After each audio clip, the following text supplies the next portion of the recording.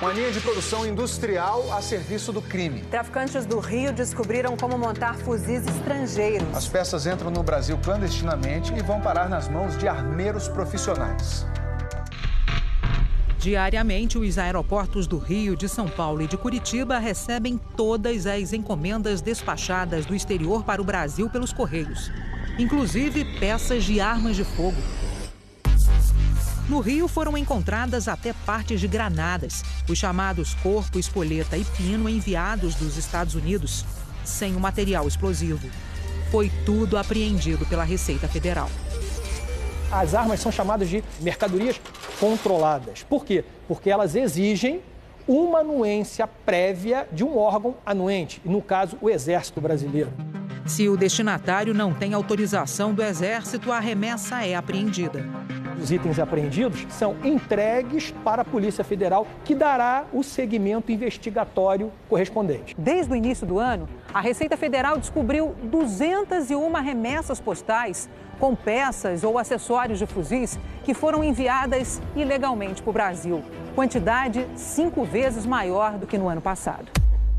Ou seja, numa cidade tão violenta quanto o Rio, que vive um dos momentos mais na área da segurança pública, os bandidos acharam um novo jeito de se armar. 2017 vai entrar para a história como o ano em que a Polícia do Rio descobriu que traficantes passaram a fabricar e a usar fuzis genéricos. São armas ilegais feitas em oficinas clandestinas com peças contrabandeadas, tão mortais quanto os fuzis de marca. Daqui a pouco você vai ver o teste que a Polícia Civil fez nos fuzis genéricos. Criada em abril deste ano, a Desarme, delegacia especializada em armas e explosivos, começou a investigar esses fuzis a partir de um detalhe. A gente percebeu que algumas dessas armas não tinham numeração e não tinham qualquer outra informação. A gente está falando de uma coisa diferente de uma numeração raspada ou suprimida. A gente está falando de fuzil sem numeração. Uma das peças mais importantes de um fuzil é o chamado Lower 80%, que no Brasil é conhecido como armação. E por que 80%?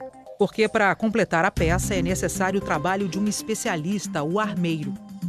Ou seja, pré-acabada, não é finalizada. Na legislação americana isso é permitido, que o cidadão monte o equipamento a partir de uma parte, só que no Brasil não.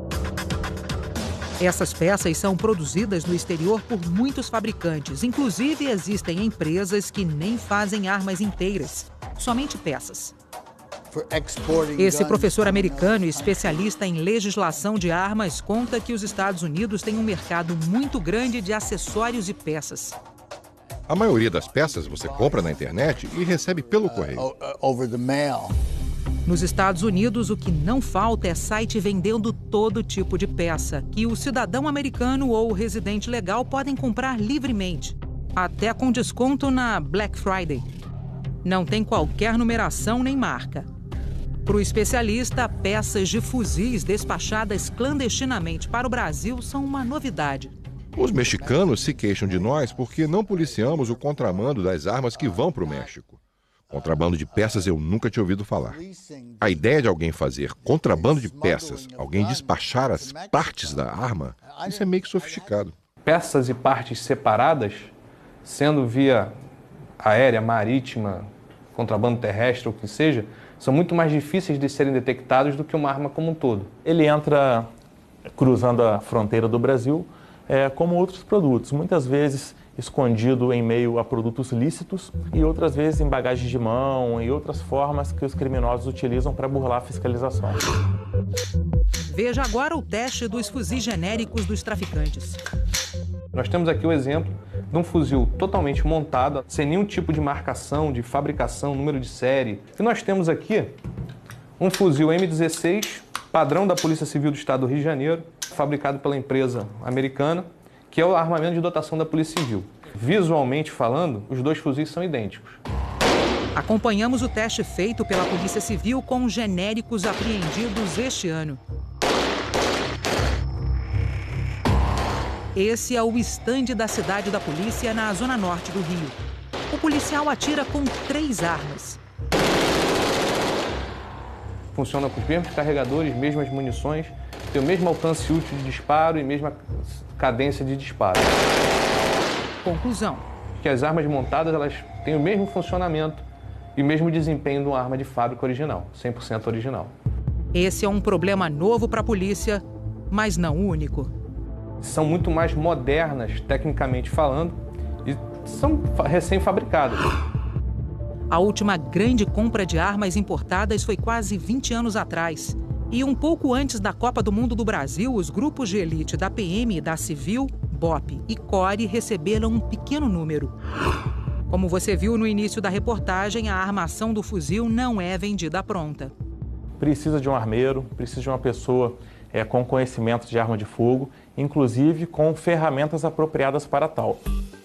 Um mês atrás, a Polícia Civil prendeu o principal armeiro de uma facção criminosa do Rio. Além de armeiro do tráfico, ele é sargento do Exército, da Ativa, Sargento Carlos Alberto de Almeida. Ele ia às favelas, instalava também oficinas clandestinas nessas favelas e prestava o serviço de manutenção e de conserto básico de algumas armas. Segundo as investigações, o sargento circulava por pelo menos 7 comunidades, entre elas a Rocinha, e montava cerca de 40 fuzis por mês. Numa das maiores favelas do país, o militar chegou a instalar uma oficina clandestina de armas que até agora não foi localizada pela polícia. A oficina foi criada a pedido do traficante Rogério Avelino da Silva, o Rogério 157, poucos dias antes da guerra entre quadrilhas da Rocinha há 2 meses. O sargento Almeida foi preso na oficina dele numa favela na Zona Oeste. Os equipamentos que ele usava eram melhores do que os da polícia. A Polícia Civil não tem torno mecânico computadorizado, fresadeira e equipamentos daquele porte para tratar no dia a dia as nossas armas de fogo institucionais. A polícia descobriu que ele chegava ao requinte de customizar os fuzis. É uma tática de guerrilha utilizada por criminosos aqui no Rio de Janeiro. A camuflagem ajuda a esconder a arma. Procurado pelo Fantástico, o Exército não se pronunciou sobre a prisão do sargento Carlos Alberto de Almeida. Em nota, a Polícia Federal afirma que está investigando as remessas pelo correio a partir da localização dos reais remetentes e destinatários dos produtos. A Secretaria de Segurança começou a fazer estatística de apreensão de fuzis em 2007. Nesses 11 anos foram mais de 3 mil. 2017 ainda não acabou, mas o número já é o maior da série histórica: 424 fuzis. Isso quer dizer que a cada 2 dias a polícia tira das ruas 3 armas de guerra. Dos 424 apreendidos, 38 foram montados em favelas. Essa quantidade absurda de fuzis nas mãos de criminosos a gente não observa em outros estados do Brasil. A quantidade de disparos que são dadas por dia no Rio de Janeiro superam qualquer tipo de conflito armado no mundo.